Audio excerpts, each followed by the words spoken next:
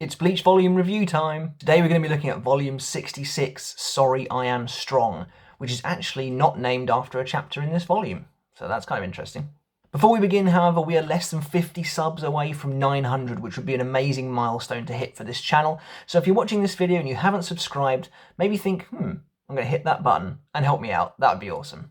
So let's just dive straight into this volume review. The cover character for this volume is one of two Squad Zero members to get a volume cover, this one being Oetsu Nimaya, the creator of the Zanpakuto, and it makes sense that he gets this volume cover. He has a pretty big moment later on in this volume, and of the 5 members of the Zero Division, he and Ichibei are the 2 most prevalent, so it does make sense that they would have covers, although I would have loved to have seen how Senjumaru would have looked on a cover, as I think she has by far and away the best design out of the 5 of them.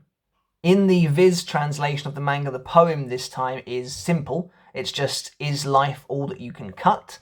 I'm kind of assuming it's meant to be Oetsu talking to Sayafushi, but other than that, I don't really know how much meaning this has. It's pretty simple. And in fact, the poems for the final arc are actually quite simple, especially compared to some of the older ones, which just seems to be a bit of a trend with Kubo. Speaking of trends, this is another volume cover that has a horrible red tint to it.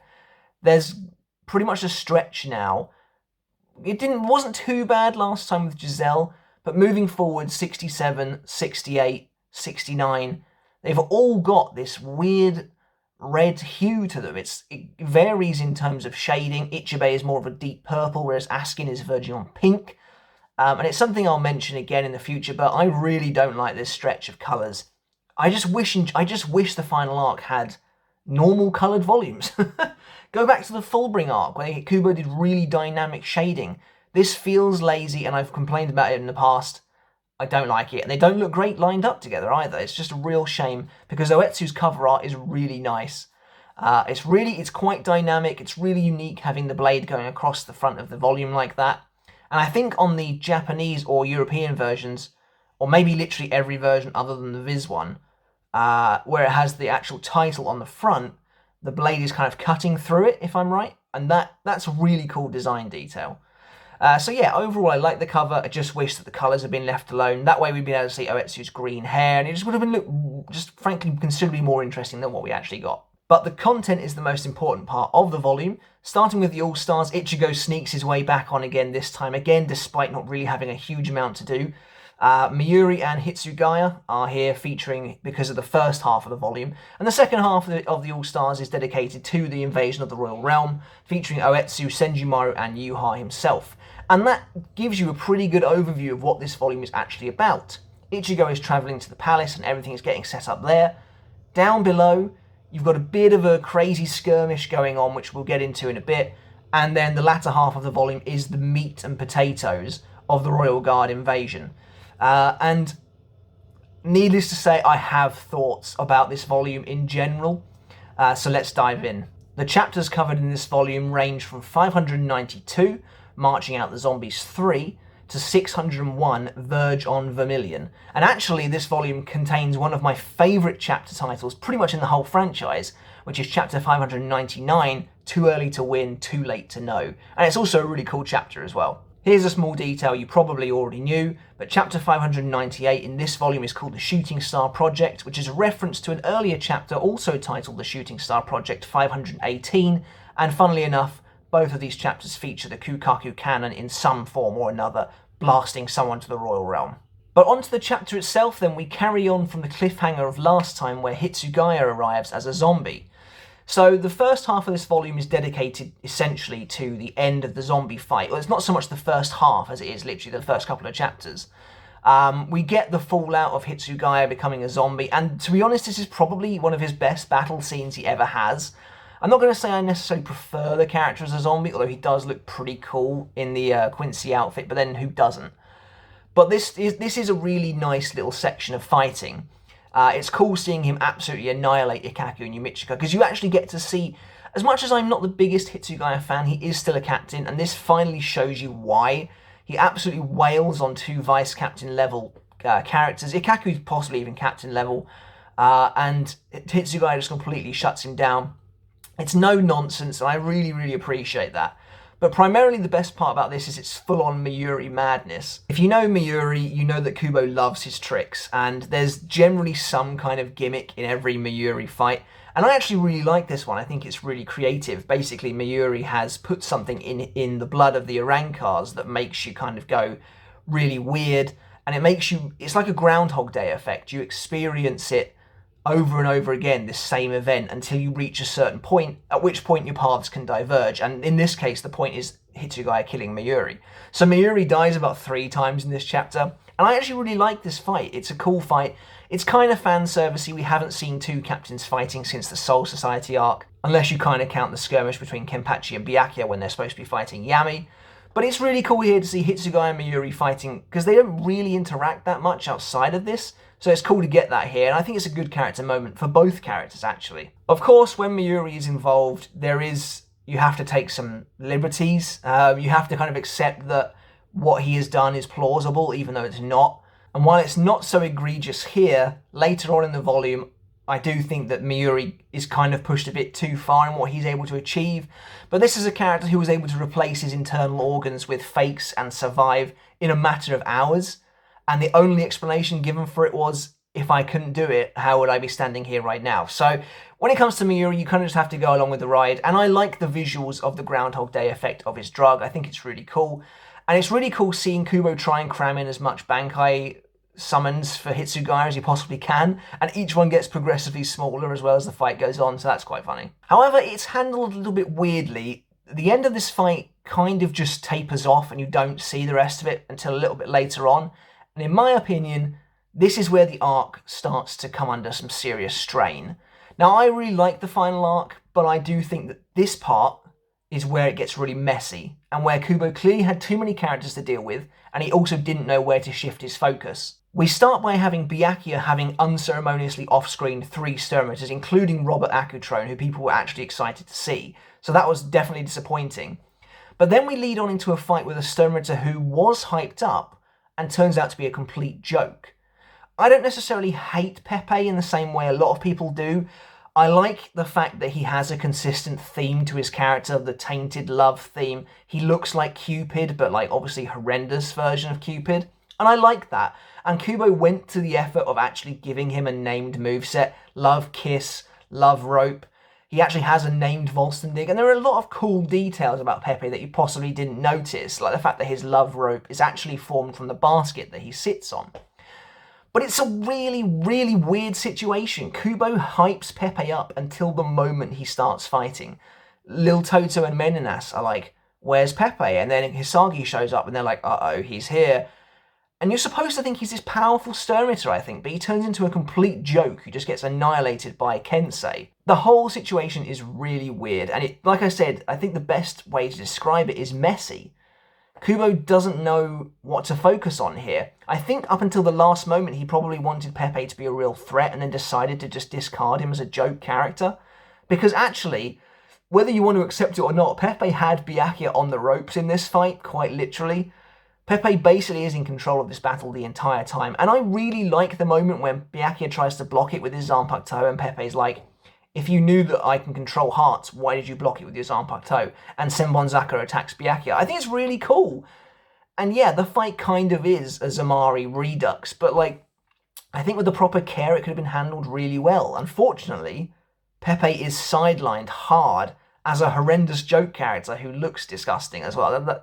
Kubo basically pushes this character to the absolute limit of what a joke character can be, and I don't think it really pays off in any sense of the imagination. Especially since the way Pepe is defeated is just completely out of the blue. Miuri arrives, having apparently defeated Giselle. Despite the fact that we invested about 5 chapters into this fight, we don't get to see it end conclusively.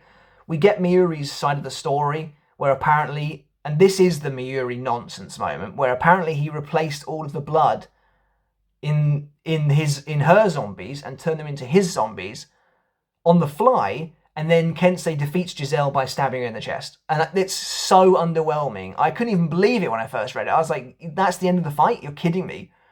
But this is what I mean. It's very, very messy. Kubo is trying to do too much at once here, in my opinion. I think I know where the problem lies. And I haven't even got talking about the second half of this volume yet. the Royal Realm invasion. And that is where the problem lies. This is a monumentous event in Bleach, and it is not given its due respect. It's just not given its due time. I think Kubo was afraid to dedicate a whole volume to this invasion period, outside of the next one, which is basically an entire volume. But that one involves Yuha, it involves the leader of the Royal Guards. That's fair enough. I think outside of that, Kubo didn't want to dedicate too much time to the rest of the Royal Guards, and it really hurts the narrative in that sense, because we're bandying back and forth between Kubo possibly afraid to show too many characters that we as an audience are really not familiar with. You've got the Royal Guard, who we don't really know that well, and then the Schutzstaffel show up in this volume, who we know nothing about. And I kind of get it. I guess Kubo didn't want to show these two factions of characters that no one really cares about having a big fight. So instead, he breaks it up by showing the people downstairs, but a lot of it is total nonsense, in that it's just a complete mess. And And I don't know, something's really off with it. And in the middle of this as well, Ichigo is apparently trying to get back to the Royal Palace, despite having only been here for like 2 volumes. Not even that. Not even that.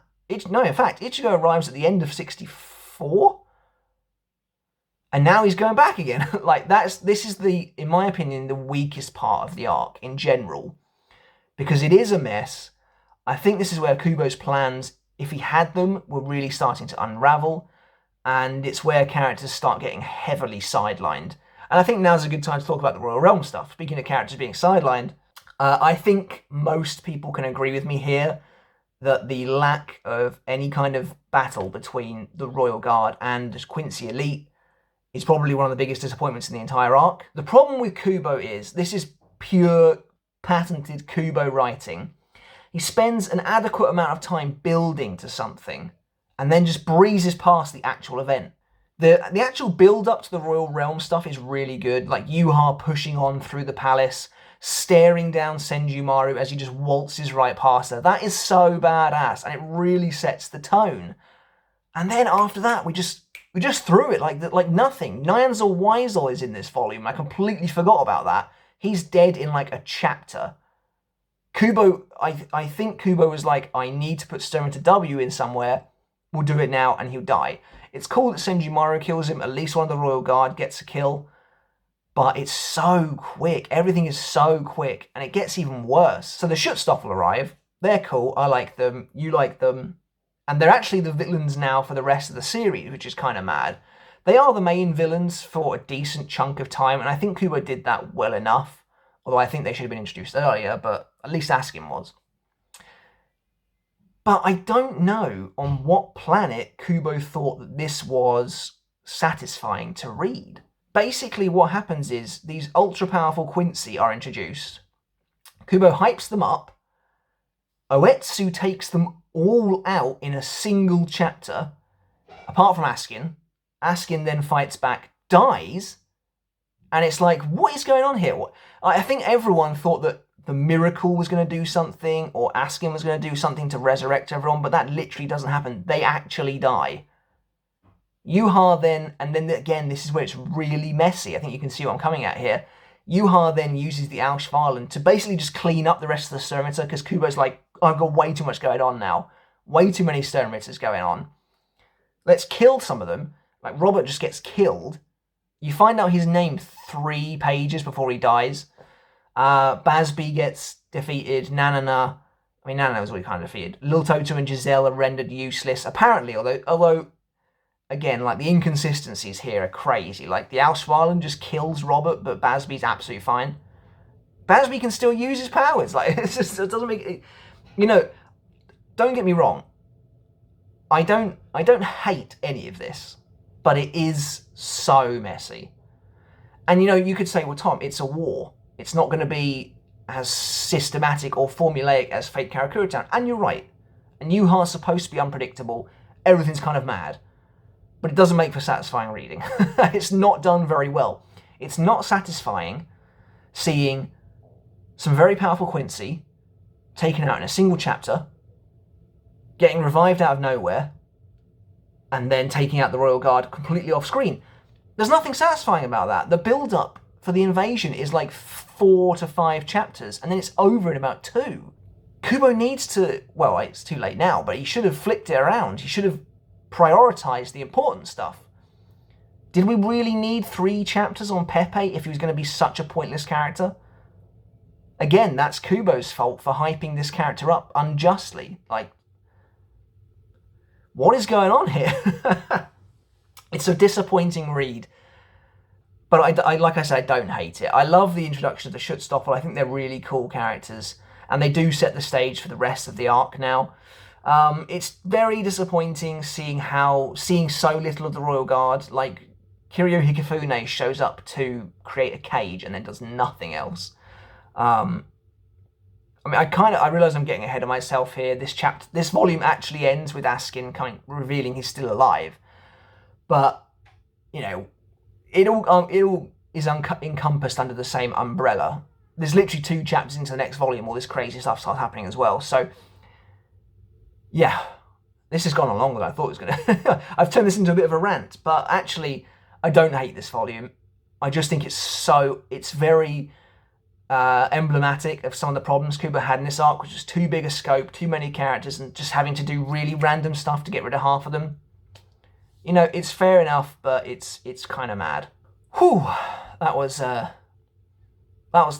heavy going. So like I said, I don't hate this volume. I love the fact that it ends with Askin for starters. That's a really cool cliffhanger, even though he gets killed in the next chapter. But I was so disappointed with a lot of this when I read it weekly. And I do think it's better read in bulk. I do think the volumes do Bleach more justice in general. But I think this is the final arc at its most inconsistent. It's most confusing, disappointing, and kind of all over the place. Like, it's just, yeah, it's a lot of weird stuff happens in this arc, in this volume. Well, a lot of weird stuff happens in the arc, but the volume in particular is kind of nuts. So I don't hate it. I think I give it a 3 out of 5. It's an enjoyable read in the moment, but just don't stop to think about a lot of the stuff too hard, or it will. It's kind of mad. That's it for my review, guys, of volume 66. Let me know in the comments below if you share my opinions or if you feel differently about this particular volume.